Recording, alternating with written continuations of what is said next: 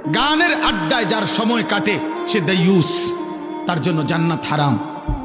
ইমাম আহমদ ইবনে হাম্বল রাহমাতুল্লাহ আলাইহি বলছেন, আল গিনা ইউমবিতুল নিফাকা ফিল কলব, যে গানের অভ্যস্ত তার কলিজার মধ্যে ধীরে ধীরে ঈমান সরে গিয়ে মুনাফিকি তৈরি হয়।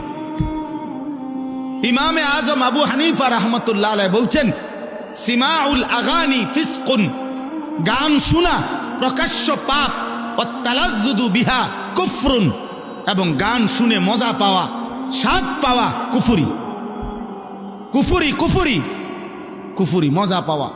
এই যেমন তাল মারে, হাত লাড়ে, পাও লড়ে, শরীর নাড়ে, বাড়ি দেয়,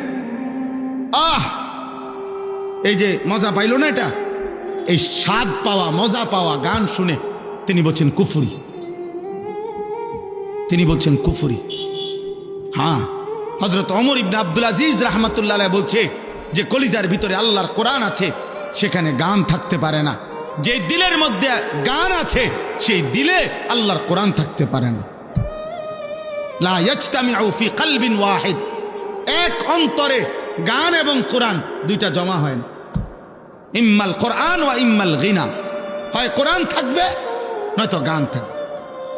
ইমাম ইবনুল কাইয়িম জৌজি রাহমাতুল্লাহ আলাইহি বলছেন, লাগাতার যে গানে অভ্যস্ত হয় তার সবচেয়ে বড় ভয়ঙ্কর একটা বিষয় হলো তার মৃত্যুর মুহূর্তে সম্ভাবনা খুব বেশি। ইমাম কিতাবে লিখছেন যে সম্ভাবনা খুব বেশি তার জবানের কালেমা বন্ধ হয়ে যাবে, বরং গানের বাক্য তার মুখ দিয়ে বের হইতে থাকবে।